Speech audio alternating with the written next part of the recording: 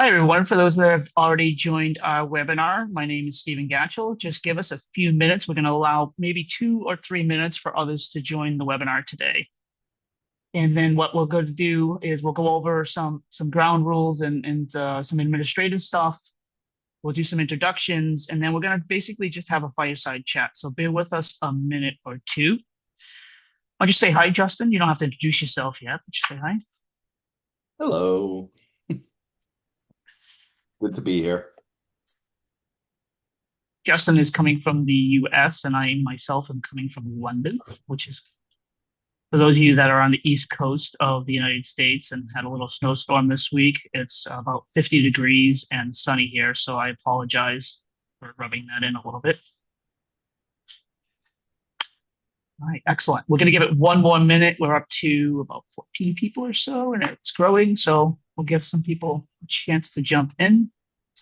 If anybody wants to do some fun facts about the number of inches you may have received in snow, if you are in the East Coast of the United States, please feel free to do so. I don't know, maybe we can have a prize pen or something that we can send out to the winner.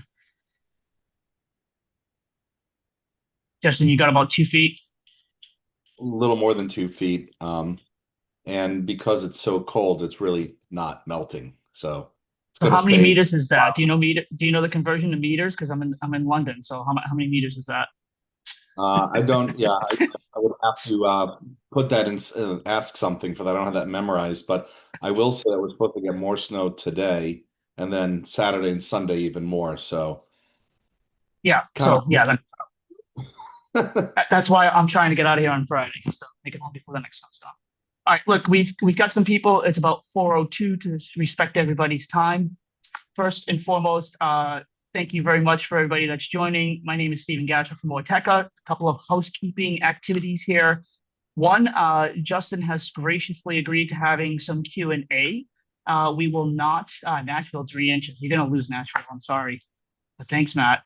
Um, we feel free to put stuff in the chat, but if you do have a question that you want to ask us, we are going to take them during the webinar itself. So go ahead and put those in the Q&A because I'll be monitoring that. If you put it in the chat, I might miss it, so I'll apologize in advance. But we do have some people in the background that's helping us out move stuff over to Q&A, but please try and put them in the Q&A for us.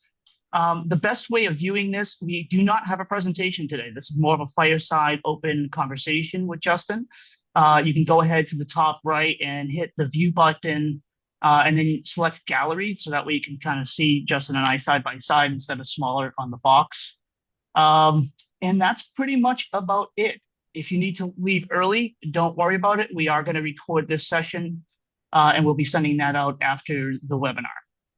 So with that, I'm going to jump in and just give a quick introduction of myself, and then we'll have Justin do the same, and then we'll jump into the webinar itself. So once again, I'm Stephen Gatchell. I am the partner and head of AI strategy for Ortecha.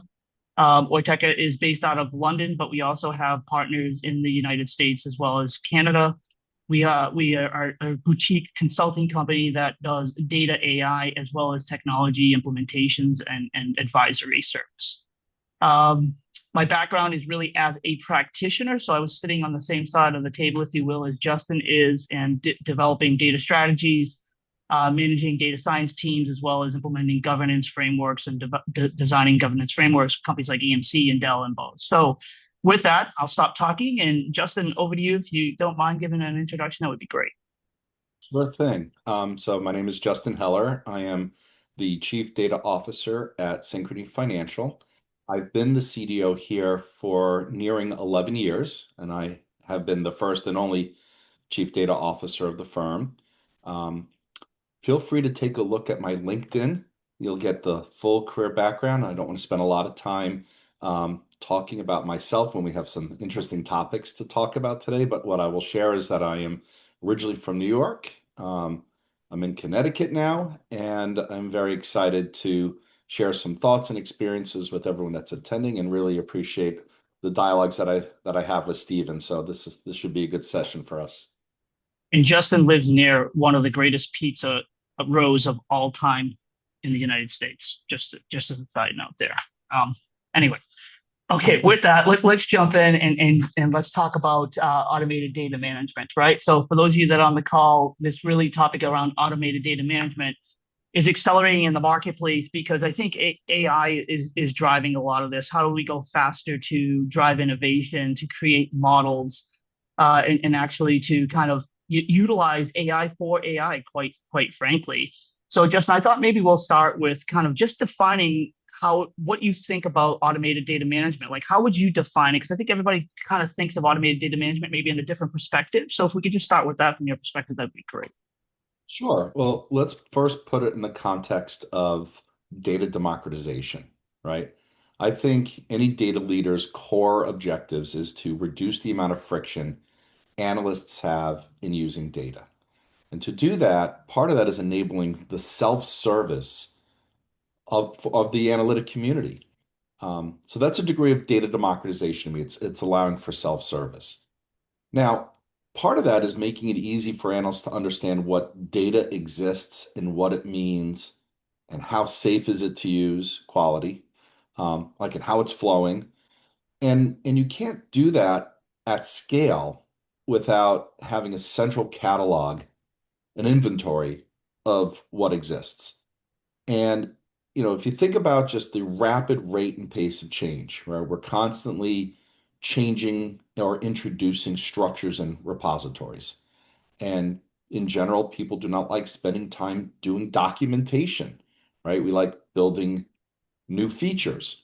Well, it becomes a necessity if you're trying to drive a data literate organization and you're democratizing data to help reduce analyst friction, that you put in place automation to help with the cataloging and discovery of what you have and what it means and ideally enhancing things like definitions using some of the new techniques around generative AI.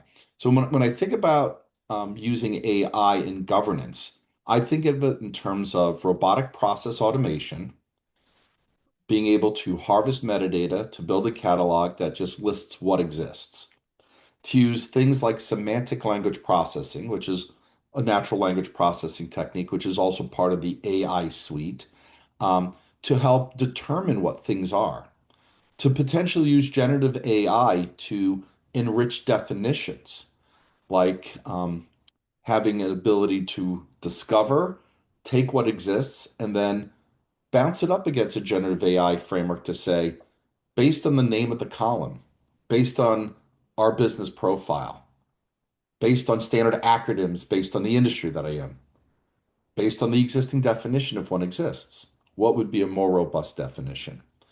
And so that's how I look at the essence of automation around data management is around just the assembling first that metadata layer, because it's that metadata layer that can unlock analytics. If someone's vision is to ultimately have analysts' ability just to use a chat-like interface to say, hey, I'm trying to create a report on recent sales trends. Wouldn't it be wonderful if that generative AI chat hit a metadata repository that said, well, let me go look through all the definitions that exist and figure out what structures contain those definitions. And let me look at the log data that shows me what are the most commonly used fields, and let me help construct a query for the analysts. And so to me, data management is really around unlocking that. And sure, we think more traditionally around the data pipelines, the ability to, bring data in, extract, transform, load into repositories. But I think to reduce that friction, the ability to have curated data sets, well-defined data sets that are aligned to how people use data becomes critical. That becomes very hard to do at scale without being able to take that metadata around who's accessing what and what things mean to help define what are the curation opportunities to further enable automation around data management and data usage. Okay, you just said a lot there. So I want to break this down in smaller chunks, Sure. right? Because there's a couple things. You're using analyst, I think, in a generalized term, just to be clear, right? It's not about just the analytics, but it's about usage of AI. So personas like data scientists, et cetera, right? Is that Correct. fair? Okay, Yes, excellent. So 100%. we just want to clarify that. A couple of other things that you talked about. So one thing I want to pick up on is the harvesting the metadata and enriching the metadata layer. Because what I'm seeing in the marketplace is those more advanced customers are not only, they've been trying to manage data for decades now, and they're starting to pay attention to things like, sorry, the room just shut my light off. So they're looking at things like how do we manage data itself, and they've been doing that for decades. And now this thing called governance is starting to come up with because they tack on AI to it. And then all of a sudden they realize, hey, now we got to manage metadata just as valuable as the data itself. So when you talk about harvesting metadata layer itself, you mentioned semantic language processing. Can you just pull the thread on that a little bit? Because I think people, again, the definitions is different to everybody. Like I would define semantic language processing one way, and you might define it differently. So just talk about the metadata, the relationship to a semantic layer a little bit for me so we can clarify for it. So let me use a use case. Let's use privacy as a use case, right? When with the privacy laws that have been passed, people have the right to know what personally identifiable information an organization has about them. So if a consumer makes the request of any organization invoking that right, that organization needs to be able to find where the PII is located to begin with, to be able to answer the question, what specific values are being stored for that individual. All right. So, in order to do that, you have to somehow, through an automated mechanism, not only define what the PII is, because those are individual data elements with a definition, then you have to try to traverse and figure out where the values that are stored actually conform to that definition. That becomes incredibly difficult to do at scale when you have a few hundred platforms or even more storing data without the use of some degree of semantic language processing. There are many techniques. Some of the more rudimentary forms are things like regex patterns.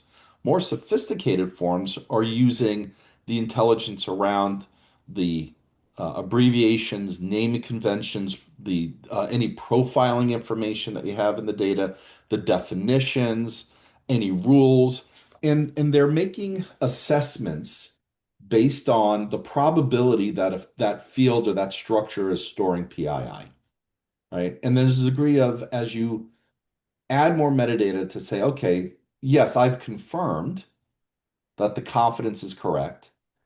It then reinforces the pattern of, okay, now we have a higher confidence. Let me go rescan to see if semantically I'm finding matches. So it's not quite the same as natural language processing, but there's some similarities there. And it's not a reference of a semantic layer, which has to do with accessing this information. It's actually using the definitions in the metadata to try to figure out what things are and what they mean with some degree of probability. Um, so hopefully that answers your question.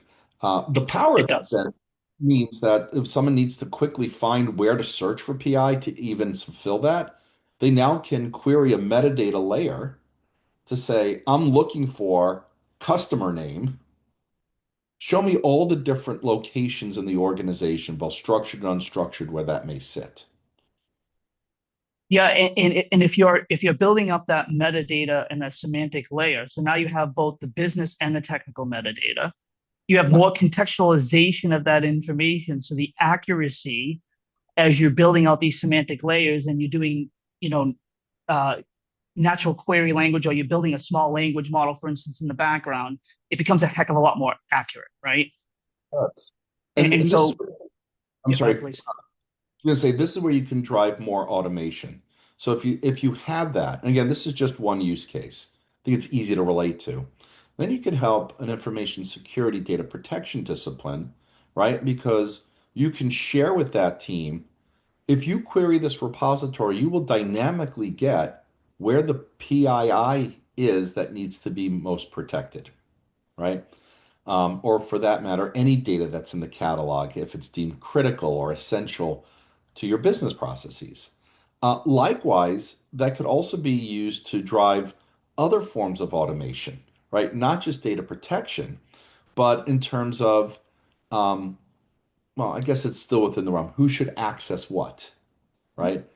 Records retention becomes a bit easier too, right? Because there are a lot of record retention pieces that have to know when to dispose of information, and part of that's driven by the age of the document, but also it's driven on does it actually contain PII? So you can actually automate retention disposal off of that same metadata. So that's why I think of it like it's an inventory. That metadata is an enabler for data management automation and even more. Yep, absolutely. And you keep mentioning PI data as an example, right? But what personal information PII data, I think it extends to just sensitive data, critical data elements, anything Yes. that you want to identify and protect. Because one of the challenges of such large scale environments is where do I even start, right? And so if you look about privacy, you obviously have regulatory requirements in which you have to protect personal information, your customer expectations of that. Security wants to figure out, okay, what can we allow access to where there's less risk versus more risk of PI or sensitive information. And what you just talked about of that metadata actually being able to relate information together, that's exactly one of the things that we as Ortecha talk about from a design observability standpoint, right?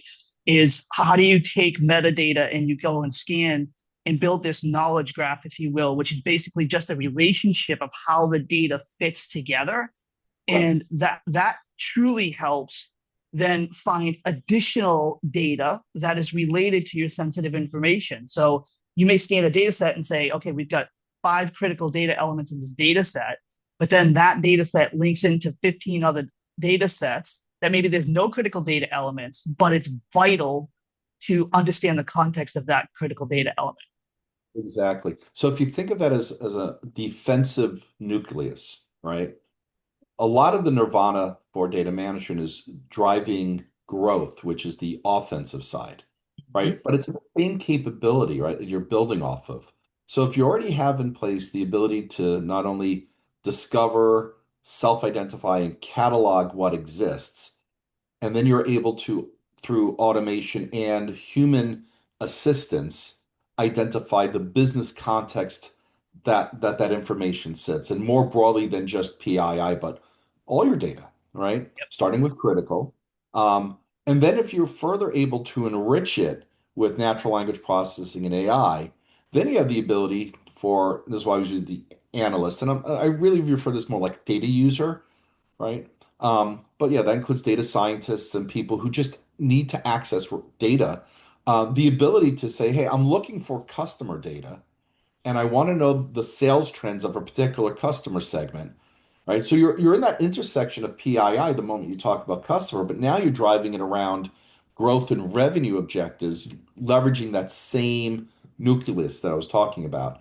And so that's why it's really important then if you're trying to drive a data literate organization and you're trying to democratize data, that you're purposely building off of these capabilities so that the sum becomes the greater than the individual parts because exponentially, I should say, right? So let's talk about, we haven't really talked about the type of data beside, like PII is certainly a type of data, but I'm talking about structured versus unstructured data. Because in the world of AI, Mhm. structured data becomes, I wouldn't say less important. I think it's in enrichment, but unstructured data is really where I see a lot of models being built off of, right? Because you have this natural language processing, you have LLMs that are being created through RAG, retrieval augmented generation, and or you turn on, if you're a Microsoft shop, you turn on Microsoft Copilot, and it's looking at all your PDFs, your Word documents, your PowerPoints, etc. Does this change? Does this conversation change at all between structured and unstructured data, or is it the same conversation? It's the same Okay. conversation. But I think when you're dealing with structured data, you're really working at individual data elements. When you're working with unstructured data, you're working with types of information, not elements.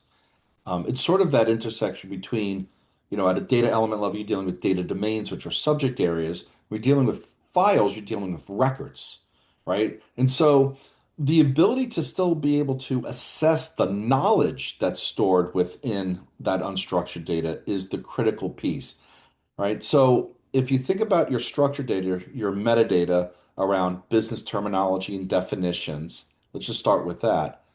most likely those terminology are going to appear in your unstructured data, in your PowerPoint Yep. presentation, right? So I think of our knowledge base, any company's knowledge base, frankly, is that combination of the collaboration environments like a SharePoint, right? Plus your structured data repositories, plus your metadata. And when they all can work together, where you can say, listen, I am looking for the latest business strategy on XYZ region. And ideally, it's looking through your unstructured repository collaboration environments, looking across all these presentations. And I'm looking for the latest trends. Well, ideally, it's not basing its search on generic language that is not specific to your organization. Ideally, it's hitting your metadata repository to get the proper context to go, now, wait a minute. The profile of the business is X, and I know this because that term is in this repository, and I get the context now. Therefore, when I interpret the information all across these PowerPoint files, I can present back to someone what's most relevant. Again, I think this is the nirvana state. I don't think really anyone's at that point of bringing it together. But the automation that you're building, if you think along those lines, really does become that enabler for that growth because it's that element of connecting these things. And they get connected at a metadata layer and at a querying layer. I think about this as, particularly in the age of generative AI, when we look at ROI, it's not just the return on investment, but the relevance of information. And if you don't have the definitions and the metadata about your organizations as part of that mix, it's hard to ensure that what's being presented to your workers is truly relevant for your organization. Yeah. So again, you gave a lot of meat here. So I'm going to break this down a little bit, Right, right? exactly. Which is great. So there's a couple things that you mentioned here. So first off, I think when you talk about knowledge bases and the size and scope of both structured and unstructured data that's across different repositories, the reason why I think automated data management is making a move in the marketplace is because you can't have data stewards sitting here creating a business glossary, one business glossary at a time, and then figuring Mhm. out on an Excel spreadsheet how to map that business glossary to the physical data layers that are sitting inside Databricks and Snowflake and S3 buckets, and et cetera, right? So now we have this technology around large language models. We have this technology around graph technology, which is starting to pick up now greatly.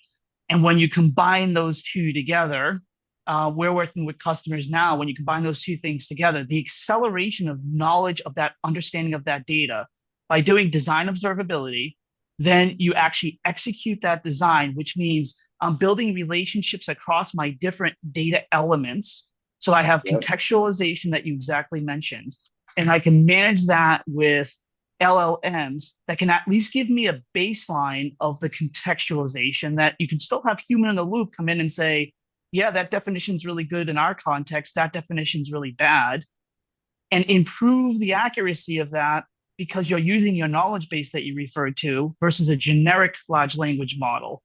Now you've got the secret sauce, right? Yeah. And you And can that, simulate that. You can simulate that without any of that as a starting point. Because um, let's look at the role of a steward. I think the role of the steward will evolve from the person contributing that knowledge, which frankly, if you're dealing with hundreds of thousands of elements, is very challenging for a steward, right? The stewards generally are the subject matter expert for that data based on how a certain business process creates it, right? Well, what you're doing is you're effectively with automation moving the steward from the contributor to the human in the loop, yep, right? And so part of that then goal is think of what are the activities that stewards need to do, right? It's to propose a term. Well, that might be difficult to do. Maybe that can, today, what I see models generally work. I'm not talking analytic models. I'm talking about operating models where any employee can propose a business term and it gets reviewed by the relevant SME steward and then gets approved. Well, maybe instead of manually having to do that, you're pointing generative AI at your policy standards and procedures, where it's scanning terms, key terms, usually in capitals, right? Automatically adding to catalog. This is like what I envision, where it's using large language models to figure out definition based on context, and then it's presented to stewards as human in the loop to validate, right? So, but you can start with embedding a culture of, well, first we need to get our nomenclature, business nomenclature in a central catalog. And then you start building off of that. Really, it's just an element of scale. You can start with 100 elements manually and then start building automation around it, right? If you know the term, you need to know in a structured repository, let's say customer name, well, what columns store it? Maybe it starts with a person manually assigning, I know cust underscore NM is customer name because I use that data, right? So I'm going to map that term to that column. Then you can use automation, go, okay, look for that pattern and then apply some semantic language where you see customer underscore name or cust underscore name, right? Whatever variations to automate the stewardship activity. So I don't think it has to start as grandiose as I'm saying. But I think if you have that vision of, your goal is to automate what a steward would manually contribute or what an engineer would do, and you start with the foundation of let's build it first a little bit manually, having that repository, Mhm. and then building automation around it. It could and will scale to what you and I have been describing as some of that nirvana state of, wow, you can really automate a lot within the business based on that. Okay, perfect. So we have our first question. Matt, give us a few more minutes because I want to pull on the thread of what Justin just said, and then we're gonna come right to your question. So we've been talking about data steward and business contextual and technical metadata and all this stuff, right? But you also mentioned defense versus offensive. So when you talk about defensive, you have regulations, right? That you have to read, like how can I use this information and not violate some legislative law, as an example? Or on the offensive side, how do I get the output that I'm looking for to drive value to my customer, but have the right risk tolerance level?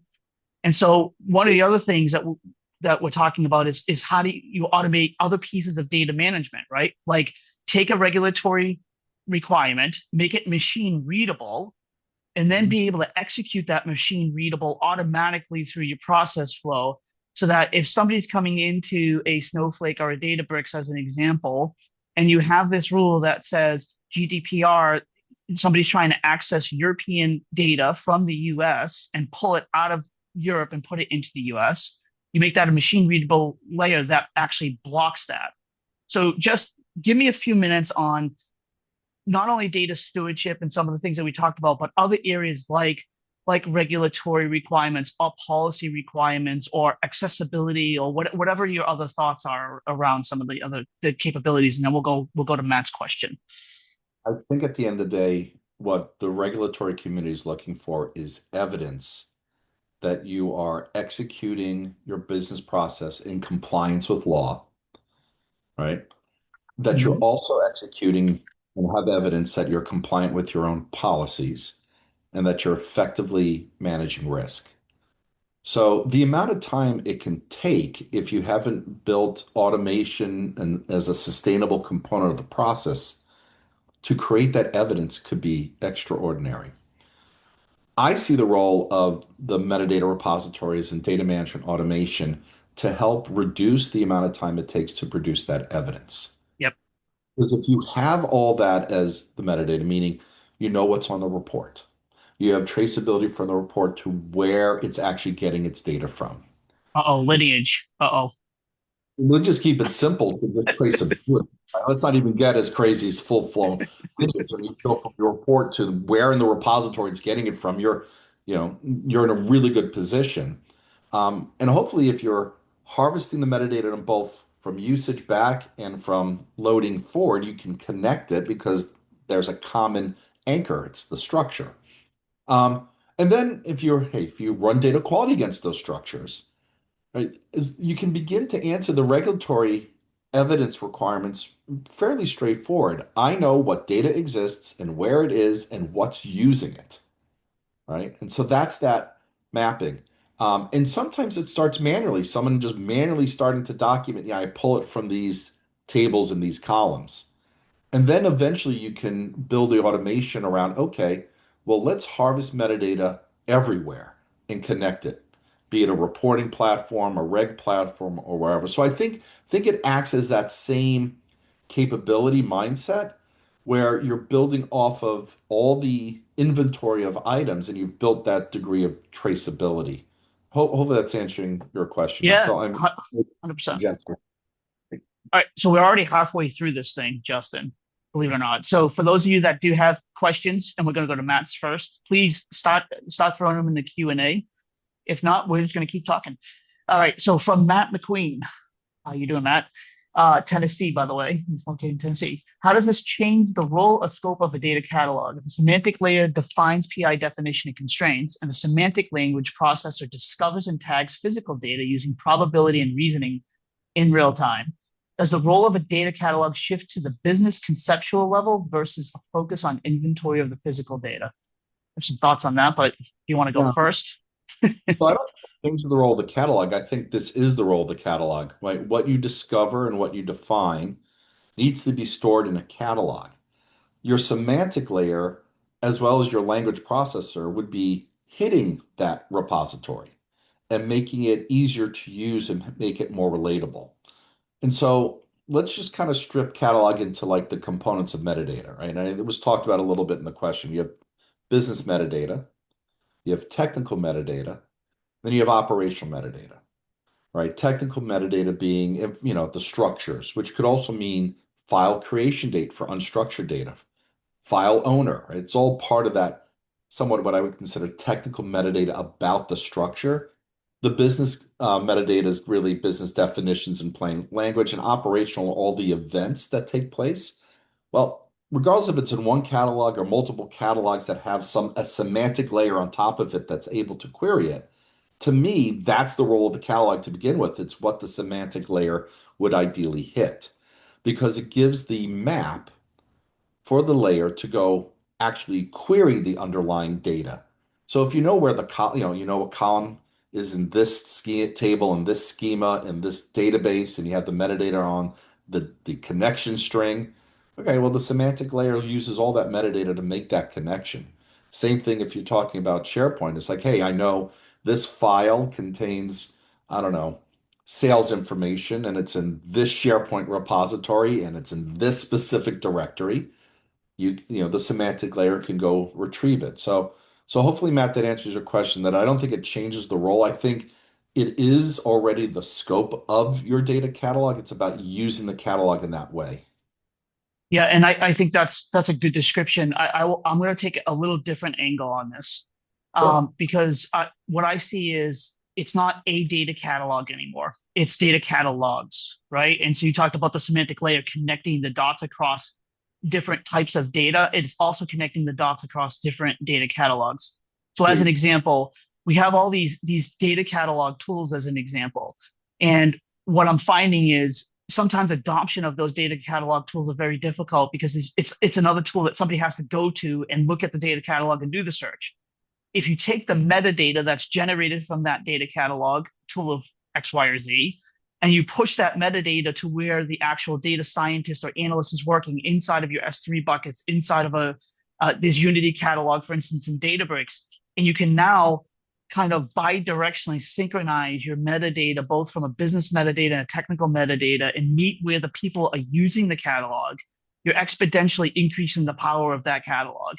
And that's what I see kind of more mature customers. They're doing a couple things. One, they're creating a metadata hub. That's what I call it. I don't know what you want to call it, but it's a metadata hub where they're taking all these different tools that have data and they're collecting metadata, both business and technical, and they're putting into a hub, creating that semantic layer, right? So now we're getting into really this data observability concept from automated data management. And then they're actually going and pushing and bidirectionally synchronizing that across the different tool sets.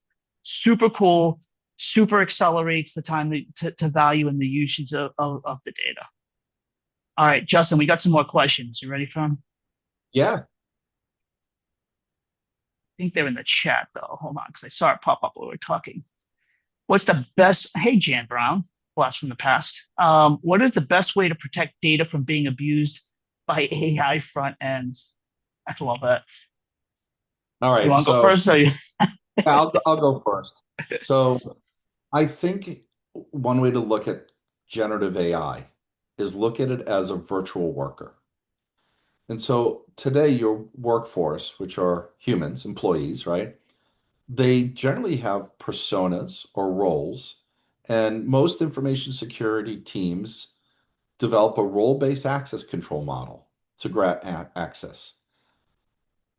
I would protect data from AI virtual people the same way. The AI agents have to be put in a persona that grants them the right level of access. Um, that's to me, that's how to think about it. I know that's a lot easier said than done, but I would look at it from that perspective. And I think that's true for both structured and unstructured data. Um, I don't not going to comment on vendors specifically, but I do see Jan's next question around data at rest in a production environment cannot be anonymized. I don't believe that's true. And I think if the goal is in the context of masking sensitive data, right? Because anonymization is aggregating data so you can't get back to the individual. Where I think we talk about masking of sensitive data, you can think of things like encryption and tokenization of data at rest, which a lot of organizations do. So it is possible to mask or protect your data from unauthorized access. Tokenization tends to be a common technique if you're doing it at a data element level. It's not so much true for files, right? But assuming you tokenizing your sensitive data, then that's where the role-based access control comes back in. Certain roles will have the ability to detokenize a subset of PII or sensitive data. Not all sensitive data has the same degree of restriction as others. So those are common techniques. Stephen, I don't know if you want to add to that. Yeah. Yeah. So look, I think data protection is extremely complex because there's so many ways to do it. But I would start with just as Justin started this whole conversation earlier around auto data management. What is your business use case? Because the ability to recapture the information that you might be masking or tokenizing or pseudo-anonymizing or whatever the case may be, there's certain concepts around security where you cannot get that data back and they can't utilize that data, right? And there's other techniques where you have a critical key and you can get that data back. So is it recoverable? Is it not? What is the regulatory requirements? What is the data protection requirements? So my advice there is basically go out and literally look at all the different security capabilities around tokenization, pseudonymization, masking, et cetera, and figure out what are you actually trying to do? Are you trying to mask it from individuals inside your company? Is it an insider threat? Is it external? Can it or can it not be recoverable, et cetera? I think I'm going to go to the first one as well because I think the best way to protect data from being abused by AI front ends. So I literally had this conversation with a customer today. One of the conversations was around we have IT who is blocking the data scientists and the environments, the analysts from actually getting the right data to go build models because they were protecting the data and they didn't want AI to be abused. Okay. The problem that we uncovered was there was no clear identification of what the business use case was, what the type of data that was needed, how they were going to use the data, what was the outcome of it. I mean, think about like aggregation of data, right? You can have customer data built into an AI model at an aggregated level if you don't need hyper personalization and need the actual detail records. Like there's methodologies around all this. So again, I would give the same answer. Start with your business use case. There's either A, ways of using some of those security techniques we already talked about to protect the data. You can aggregate the data. You can have row or column security protection, et cetera. So there's many ways to answer that other one as well. All right, cool. Let me just double check. I think we're caught up on Q&A and chat, which we are. Okay. One of the things I want to talk about next is, so we've kind of set the foundation, right? We talked about auto data management. We talked about catalogs. We talked about generating it. I want to get into a little bit about like, we talked about LLMs, but let's get a little more detailed around how can AI help you with data management for AI? right? So it's kind of amusing where you already talked about different agents doing different things and treating an agent as an employee as an example.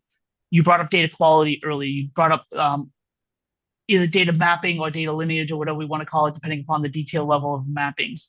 How do you see the technology that we have today? And if you have any examples, that would be awesome around not specific use cases, but just kind of the concepts of AI helping AI and kind of adding to this automated data management. Yeah. So data management is such a broad discipline. So kind of let's break it down a little bit. I'm going to use some use cases. So let's take data governance for a moment. So I don't view data governance's role is to prevent things from happening. The last thing anyone wants is to impede the business. I think the role of governance is to put in place an operating model with clear roles and responsibilities to help manage the risks around data within the organization and to elevate an understanding of what those risks are and who's affected to the people that actually own those risks and to further to drive adoption of the different capabilities that are built around the quality of the data, the use of the data. So that's a long-winded way of saying it's data literacy and storytelling. And sometimes storytelling based on your audience can be very challenging. Some of the audiences are you're writing a overview that goes to a management committee or potentially to a regulator. Sometimes you're writing material for stewards to help them elevate or just execute upon their role. Since in some organizations it's not a full-time role, it's situational or event-based. There's an issue, there's a problem, there's a project. Or sometimes it's just creating training material to help the community use the data more effectively. That's a lot of work. And the manpower or people power to do that is limited. So I think a good effective use of that is leveraging AI to help with how to use AI and what's the state of your data, right? Love Particularly it. around the storytelling, right? Like I said, storytelling can be challenging and time consuming. Um, let's look at data quality. Trying to like depending upon the size of your data quality program, trying to translate the observable patterns into what's impacted and why it matters is time consuming, right? So I think there's a great opportunity to leverage generative AI for data quality. Why is that important? Well, I think we all know that your AI is only going to be as good as the quality of the data that's underlying it. Well, I think using AI to help discern the impact of data quality exceptions and patterns, particularly accessing issue logs around root cause to look for patterns. Oh, there's a similar pattern. We just solved that problem here. A similar pattern popped up here, right? With the whole goal of decreasing the amount of time it takes for root cause analysis and data quality issue remediation. Again, that's to try to reinforce using AI to enforce the quality of your data, which is used to power AI.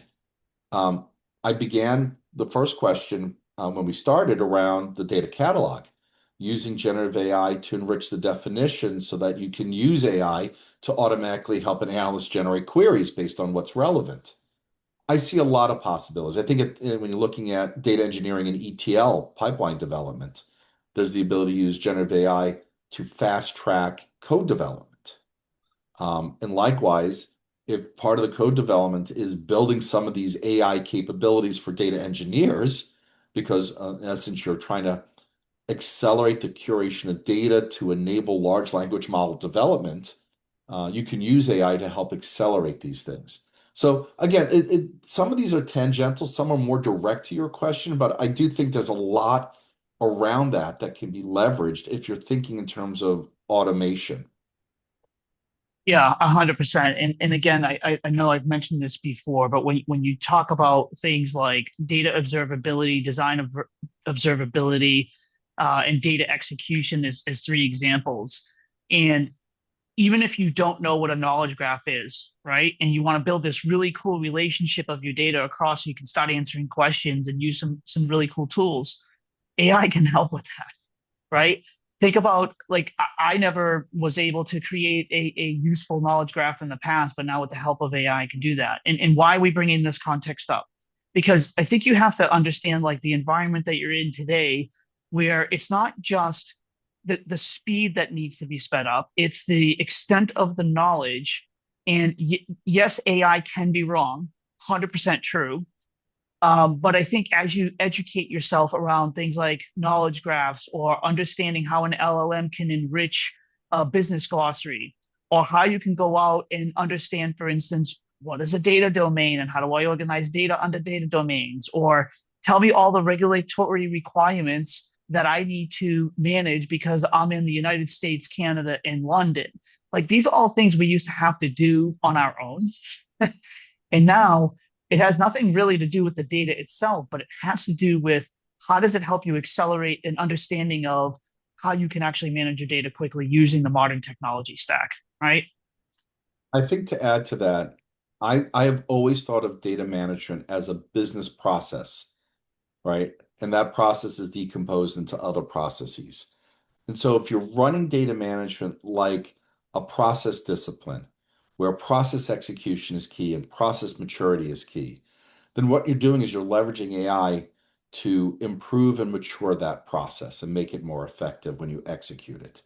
So I think of data management in that context and not just a set of capabilities or things, but it's a set of coordinated processes that interact with each other and interact with other business processes. I think that's perfect. So let's talk about other business processes, right? Because we titled this as CXO. A lot of what we talked about today with automated data management, it's probably like the CDO, the CAIO, the CDAO, and all those other letters, right? It's more data related. But you had mentioned privacy, and we talked a little bit about security earlier. So if we do have any CISO or CPOs, chief privacy officers, I'd like to go down that path a little bit and talk about data management in the context of how does that help them do their jobs as well. So I'll Right. start with like let's start with a chief privacy officer as an example. Like, what are your thoughts? And then we'll get into the security afterwards. Sure. So I'm going to overly simplify Chief Privacy Officer's role, right? Is that because So you're not a chief privacy officer? I could never do it justice the way that others can, right? But to simplify it, just kind of strip it down to the essentials.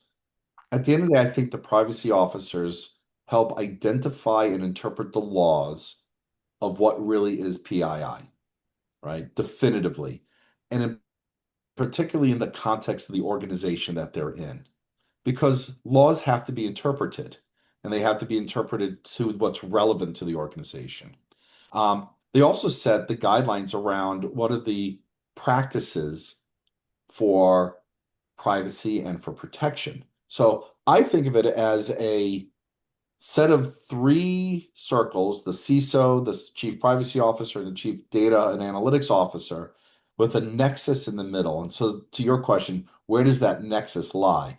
Well, if at the end of the day, as a Chief Data Officer, I need to help the organization know what data has and what it means, I need a Chief Privacy Officer to help interpret laws so that I have clarity on what actually is PII, right? And it's not the chief privacy officer role to necessarily, and it may be different in every organization, go fulfill the privacy requests, right?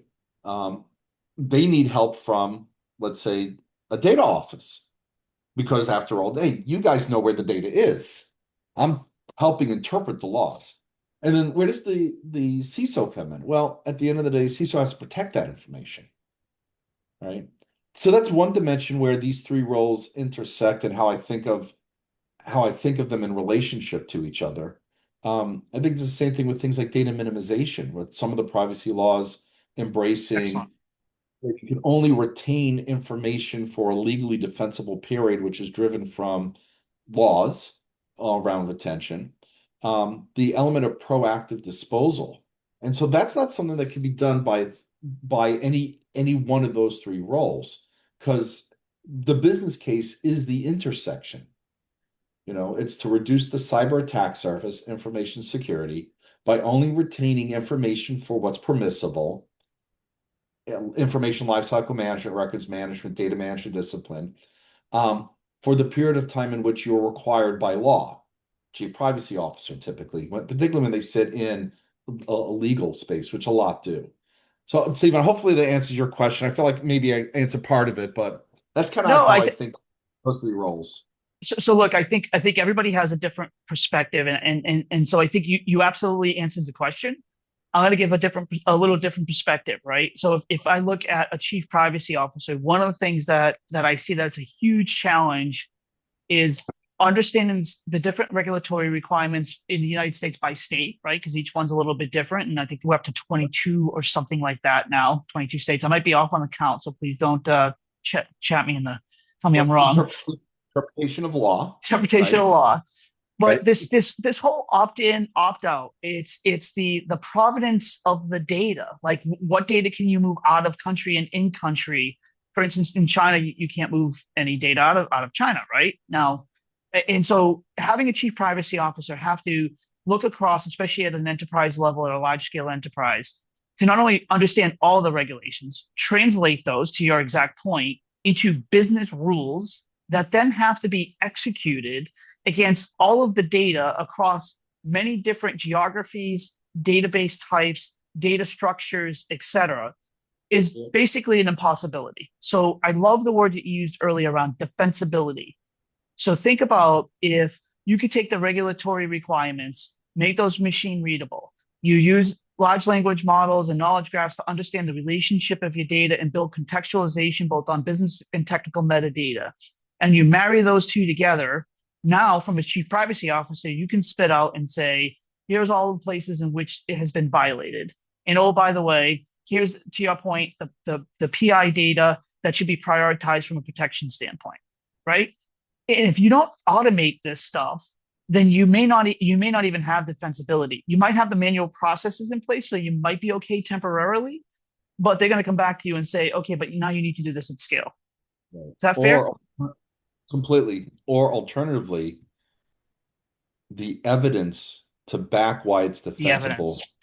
nearly impossible or incredibly time consuming to produce.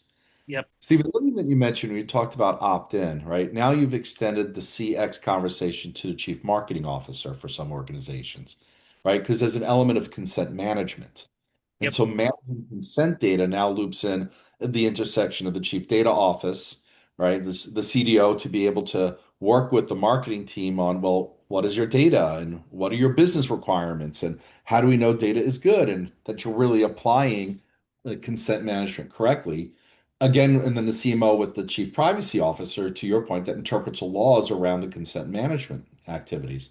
So I think we all know that like how data is such a lifeblood of an organization, but I think it's these intersections around, both defense, how do we protect the organization by demonstrating that we're compliant with laws, as well as offense, how can we take these capabilities to enable growth or improve productivity, really become very important from a data governance perspective. If you're in data management, if your goal is to automate.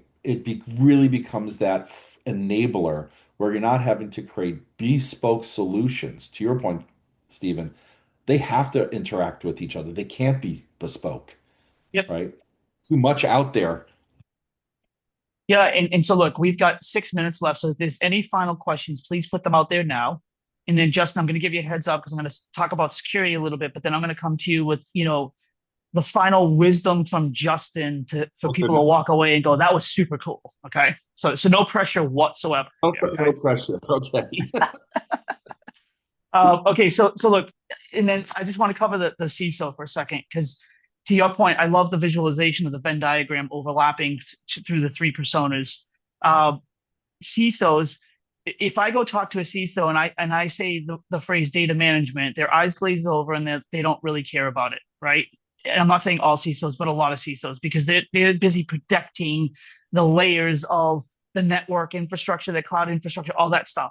But when you start talking about if we can protect your crown jewels, and if you have a breach, and there's no crown jewels that are open up and exposed, then what is the effect of the breach in reality? And I'm going to give a very quick story about this because I think it ties it in very nicely. A data management office, to your exact point of data minimization, I love that. That's why I was like, yes, that's cool. They went through and they actually started executing data minimization, which means they didn't keep information that was sensitive beyond the 3 years that they were required to by law. Okay. In that company, there was a data breach. The data breach actually got nothing because the 3 years of records were secured, and in their case, they tokenized. And then the older data that was not tokenized was already deleted because of data minimization requirements. The security team actually gave them an internal reward and said, you saved us, because if you didn't execute that data minimization, then the breach actually would have impacted. We would have had to report it to the regulators, and it would have been a whole different breach and cost perspective, right? So for those of you out there that are trying to sell a data management program, speak in the terms of the language of that persona. Chief privacy officer is defensiveness, it's regulatory requirements, it's restricting fines, it's reducing PI expectations and protecting PI data. If you're talking to a CISO, it's breach impact. If you're talking to a CDO, it could be on the offensive side of enabling innovation in AI and so forth. And if you could start talking about how do you reduce the amount of manual intervention and reduce the inaccuracy of what happens from a manual perspective by using things like an automated data management profile of design observability, data observability, and data execution. Now you're talking, right? So with that, I don't think we have any questions at all. So we've got a couple more minutes left, Justin. So any final thoughts about, we talked about a lot today, and as usual, our discussions, we're all over the map. We didn't stick to our script as usual. I don't care. I thought it was a lot of fun, and I think hopefully it was very valuable to everybody that was in the meeting today. But any final thoughts or takeaways that you want to cover? Yeah, I think I give the same advice for people when they ask questions around running a data management program. If your business justification is about creating data management capabilities, it's going to be very challenging to get support and to succeed, right? The program has to be, Stephen, to what you were saying about the business outcomes that drive the value. So in the case of data minimization, it's really centered around, hey, reducing the cyber attack surface. Has absolutely nothing to do with data management, but yet data management is critical because without it, you can't reduce the cyber attack surface, right? But the business case isn't, um, oh, we need a sophisticated records management program. It's, no, we have to reduce the cyber attack surface, and that resonates. And then what's the cost of that? Well, if we don't do that, there's a potential loss, to your point. Um, I think it's very challenging to demonstrate the value of these programs. I would really focus on what is the organization trying to achieve and why. And then data management becomes a supporting enabler. It's not the goal. It's merely a means to an end. And so philosophically, I think it's really important for people to look at data management as that enabler, that catalyst, but not the goal. Awesome. Okay, so mine actually relates to what you just said. My old group was called data governance. I changed the group to be called data enablement, and it changes the whole perspective of what you're trying to execute. I would say the second thing is when you're trying to do things like ROI of data management programs, Justin, to your point, it's very difficult. Bring in your finance partner, right? And talk about what these outcomes on these business use cases, they're going to generate revenue, they're going to reduce costs, they might change allocations from the potential of a breach or your cybersecurity insurance. You could reduce that if you have the right justification and processes and so forth. Talk about real hard dollars. Don't talk about replacement of headcount. Nobody ever gets rid of people around some of this stuff. And with that, we're at 4:59. Justin, can't thank you enough as always. Great to see you. Stay safe in Connecticut with that snow. Thank you. Stephen, And as always, a pleasure. yeah, I Be can't. safe when you're flying back to the States in the snow. Yeah, I have to get back to Connecticut and have some cool pizza. And for the rest of the people on the call, Really appreciate your time this afternoon. I know everybody's time is valuable. Hopefully you found this discussion valuable. Check us out at ortecha.com and have a great rest of your week. I'm going to sign off. Take care. Take care.